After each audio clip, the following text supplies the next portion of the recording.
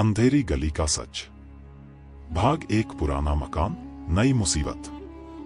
लाहौर के पुराने इलाके भट्टी गेट की सबसे तंग और अंधेरी गली में एक टूटा फूटा सा मकान था।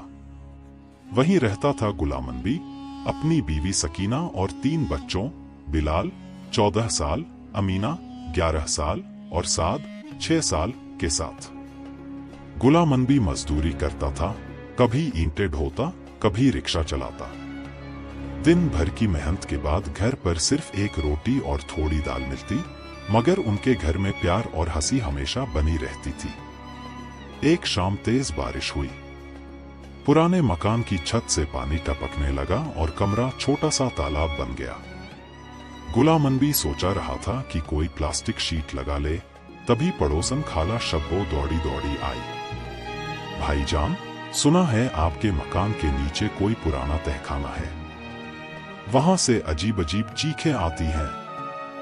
गुलाम नबी हंसकर बोला, खाला, मजदूरों के पेट से भी चीखें निकलती हैं, कोई जिन्न भूत नहीं है।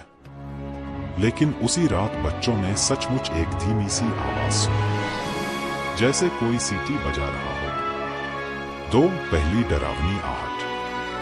अगली सुबह बिलाल ने दीवार में एक सुराख से कोई रस्सी जैसी चीज लटकती देखी। उसने खींचने की कोशिश की तो मिट्टी धंस गई और एक सुरंग का मुंह खुल गया। गुलाम नबी ने चिराग जलाकर नीचे झांका। सिर्फ अंधेरा था और हवा में अजीब सी ठंडी गंध थी, पुरानी लोसी और सिक्कों की मिलीजुली खुशबू। जब अमीना ने किस्सा सुना तो वो फौरन सूरह फल्क और सूरह नास पढ़ने लगी। साद ने तो सीधे कह दिया, अम्मी, हमें नीचे जाकर देखना चाहिए, शायद कोई खजाना हो। सकीना ने दोनों हाथ जोड़कर कहा, खजाना ढूंढने से पहले जान प्यारी है। लेकिन गरीबी ने फिर भी गुलाम नबी का मन मोड़ा। उसने ठान लिया, इशा की नमाज के बाद मैं खुद नीचे देखूंगा। 3 तहखाने का पहला मंजर। रात को चिराग लेकर गुलाम नबी सुरंग में उतर गया। सीढ़ियां मिट्टी की बनी थी और उन पर हरा हरा फफूंद चिपका हुआ था। नीचे एक चौकोर कमरा था, जहां बिना किसी मशाल के नीली सी हल्की रोशनी फैली हुई थी।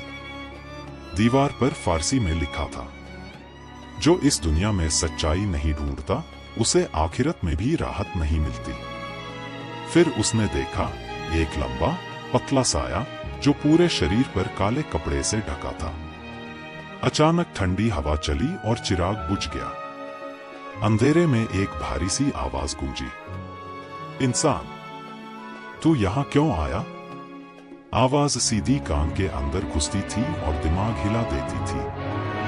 गुलाम नबी ने फौरन कलमा पढ़ा। हवा थम गई, साया भी गायब हो गया। दीवार अपने आप बंद हो गई और कमरा फिर खाली हो गया। डर के मारे गुलाम नबी ऊपर भाग आया। बच्चों से बस इतना कहा, नीचे बस मिट्टी है, कुछ नहीं। 4 डर का पहला शिकार। 2 दिन बाद खेलते खेलते छोटा साद अपनी गेंद के पीछे उसी सुरंग में चला गया। कितनी भी आवाजें दी गईं, साद, बेटा, वापस आओ, लेकिन कोई जवाब नहीं आया। गुलाम नबी दौड़कर नीचे गया। वहां देखा, साद बेहोश जमीन पर पड़ा था।